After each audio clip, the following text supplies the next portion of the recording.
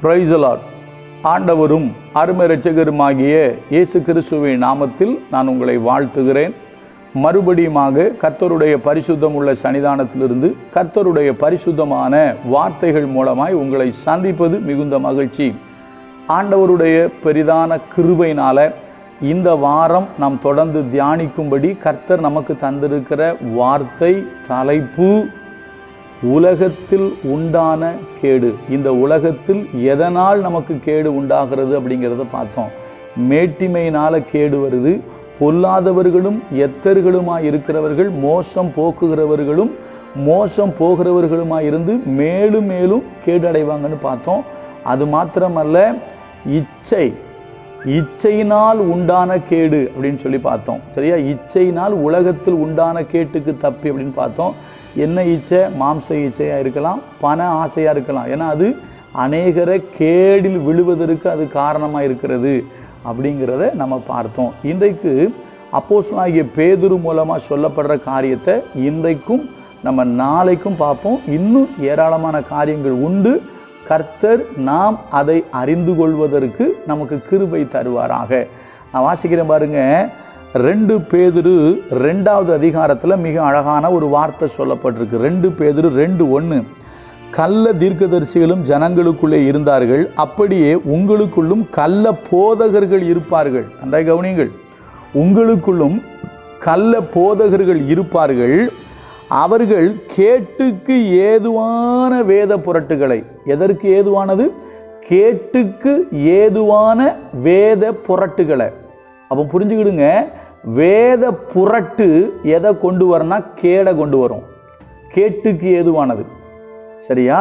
அப்போ வேத புரட்டு எதுக்கு ஏதுவானதுன்னா கேட்டுக்கு ஏதுவானது. ரொம்ப அழகாக போட்டிருக்கு. மறுபடியும் சொல்கிறேன். கேட்டுக்கு ஏதுவான வேத புரட்டுகளை தந்திரமாய் நுழைய பண்ணி தங்களை கிரயத்துக்கு கொண்ட ஆண்டவரை மறுதலித்து தங்களுக்கு தீவிரமான அழிவை வருவித்து கொள்வார்கள்.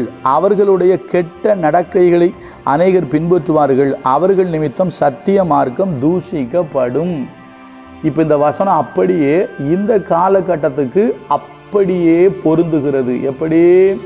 இன்றைக்கு கேட்டுக்கு ஏதுவான வேத புரட்டுகள் இன்றைக்கி நிறைய வந்துட்டு, வேதத்தை புரட்டி புரட்டி பேசுகிறவர்கள் பெருகிவிட்டார்கள். பவுல் ரொம்ப அழகாக சொல்கிறாருங்க. நாங்கள் தேவனுடைய வசனத்தை கலப்பாய் பேசாமல் துப்புரவாகவும் தேவனால் அருளப்பட்ட பிரகாரமாகவும் நாங்கள் பேசுகிறோம் அப்படிங்கிறாரு. தேவ சந்நிதியில் பேசுகிறோம் அப்படிங்கிறாரு. அப்போ தேவனுடைய வசனத்தை துப்புரவாக பேசணும். அதில் கலப்படம் பண்ணக்கூடாது. இன்றைக்கி நிறைய பேர் கலப்படம் பண்ணி பேசுகிறாங்க. கலப்படம் அப்படின்னா என்ன தெரியுமா? அதாவது சரியான அர்த்தத்தை சொல்லாமல், இல்லைன்னா உலகத்தில் ஏதாவது ஒருத்தர் யூடியூப்பில் பேசிகிட்டே இருக்கார். சினிமா பாட்டையும் எப்படி பண்ணுறாரு? சினிமா பாட்டை பைபிள் ஒரு வசனத்தை எடுத்து இதுக்கு அர்த்தம் இதுதான், இந்த சினிமா பாட்டையும் இதையும் கொண்டு கலக்கிறாரு. வேத புரட்டு இது, வேத புரட்டு. இப்போது நான் ஒன்று சொல்கிறேன் பாருங்களாம். பவுல் தன்னுடைய நிருபத்தை எழுதுகிறாரு. அந்த நிருபத்தை எழுதும்போது அவர் எங்கேயாவது அந்த வேத வசனத்துக்கு சரியாக விளக்கங்களை தான் கொடுப்பார். பழைய ஏற்பாட்டிலிருந்து அதை விளக்கம் கொடுப்பார். இது கிறிஸ்துவ பற்றினது அப்படின்னு சொல்லி அதுக்கு அழகான விளக்கத்தை கொடுப்பார தவிர அவர் கதை சொல்ல மாட்டார். அவர் வேற எதையும் உள்ள கொண்டு சேர்க்க மாட்டார். அதனால தான் அவர் சொல்கிறார், நாங்கள் துப்புரவாகவும் தேவனால் அருளப்பட்ட பிரகாரமாகவும் பேசுகிறேன் அப்படின்னு சொல்லி சொல்லுவார். இன்றைக்கி சில பேர் ஆவிக்குரிய அர்த்தம் சொல்கிறேங்கிற பேரில் கலப்படம் பண்ணிடுறாங்க. சரியா?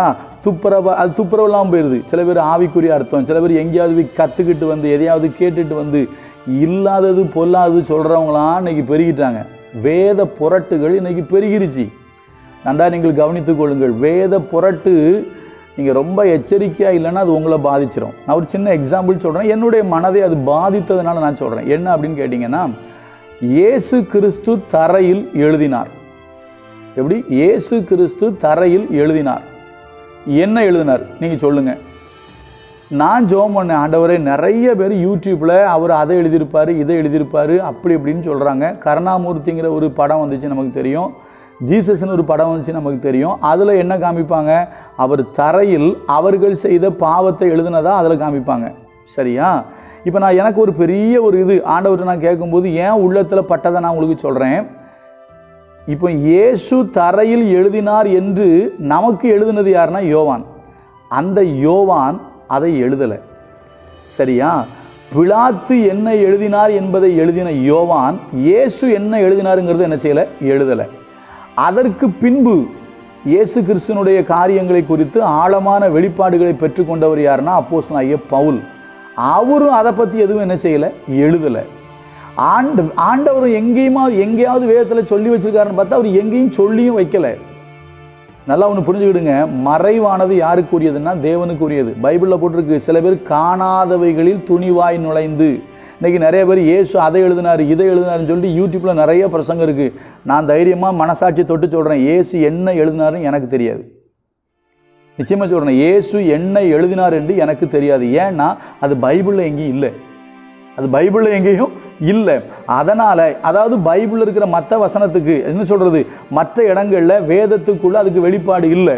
நான் வேதத்திற்குள் இல்லாத வெளிப்பாடை நான் ஏற்றுக்கொள்வது இல்லை. ஏன்னா வேதத்தில் இல்லாத ஒன்றை குறித்து ஆண்டவர் என்கிட்ட கணக்கு கண்டிப்பாக கேட்க மாட்டார். வேதத்தில் இருக்கிறத பற்றி வேணால் என்கிட்ட கர்த்தர் கணக்கு கேட்பார். ஆனால் வேதத்தில் இல்லாததை கர்த்தர் என்கிட்ட கணக்கு கேட்க மாட்டார். இன்றைக்கி யூடியூப்பில் நிறைய பிரசங்கம் இருக்குது, இயேசு தரையில் என்ன எழுதினார். இதையும் சேர்த்துக்கிடுங்க ஐயா. நான் சொல்கிறத, இயேசு தரையில் என்ன எழுதினார் என்று எனக்கு தெரியாது, யாருக்கும் தெரியாது. சரியா? எப்போவுமே ஒரு நேர்மை வேணுங்க. தெரிஞ்சதை தெரியும்னு சொல்ல தெரியணும், தெரியாததை தெரியாதுன்னு சொல்கிற நேர்மை வேணும். அந்த நேர்மை நான் இயேசு கிறிஸ்துக்கிட்ட கற்றுக்கிட்டேன். எப்படி தெரியுமா? இயேசு கிறிஸ்துகிட்ட கேட்குறாங்க, ஒரு அம்மா வந்து கேட்குது, எப்படி தெரியுமா? ஒரு பையன் வலது பக்கம் ஒரு பக்கம் இடது பக்கம்னு சொல்லும்போது இயேசு சொல்லுவார், என் வலது பக்கத்திலும் என் இடது பக்கத்திலும் இருக்க வேண்டும் என்று என் பிதாவினால் யாருக்கு ஏற்படுத்தப்பட்டிருக்கோ அவங்களுக்கு தான் கொடுக்க முடியும், என்னால் முடியாதுன்றவர். அப்போ இயேசுவே என்னால் முடியாதுன்ட்டு போயிட்டார். அதே போல் அவருடைய வருகை பற்றி சொல்லும்போது அது தூதர்களுக்கும் தெரியாது, எனக்கும் தெரியாது, பிதாவுக்கு தான் தெரியும்னு போயிட்டார். ஏங்க, தெரியாதுன்னா தெரியாதுன்னு ஒத்துக்கிற நேர்மை ஊழியக்காரனுக்கு வேணும். அதை விட்டு நான் விளக்கம் சொல்கிறேன், ஆவிக்குரிய அர்த்தம் சொல்கிறேன், அப்படி சொல்கிறேன் இப்படி சொல்கிறேன்னு சொல்லிட்டு இல்லாதையும் பொல்லாதையும் சொல்லி வேதத்தை புரட்டாதீங்க.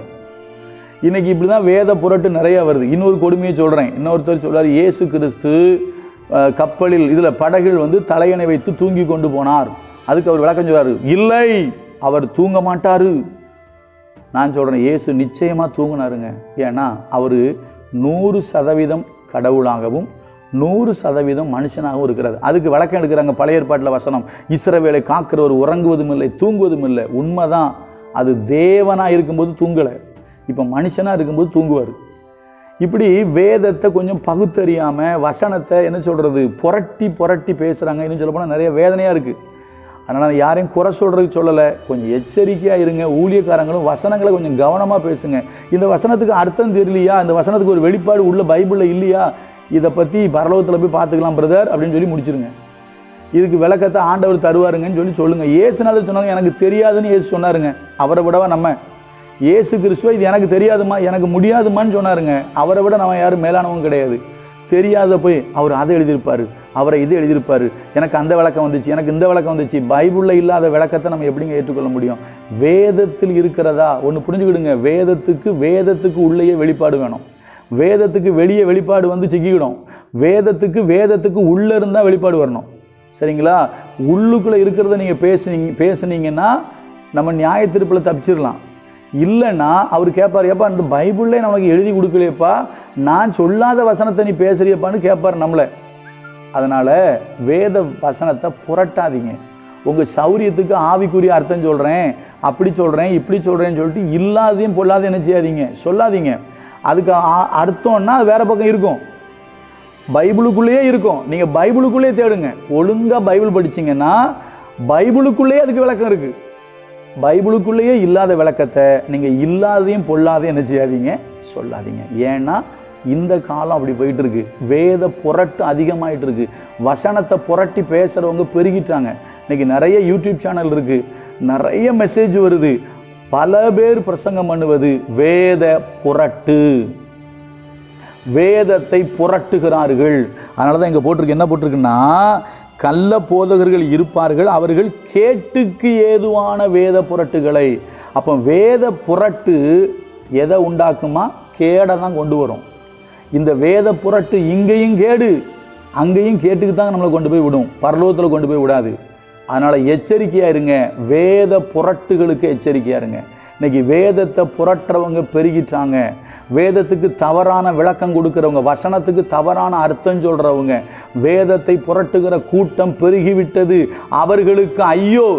ஐயோனாலும் என்ன தெரியுமா அர்த்தம்? கேடு வரும்னு தான் அர்த்தம். நேரம் இல்லை, நாளைக்கு இதே பேதுரு சொன்ன இன்னொரு வார்த்தையை சொல்லி நான் நிறைவு செய்கிறேன். கர்த்தர் நல்லவர், அவர் கிருபை நம்மேல் என்றும் உள்ளது. God bless you.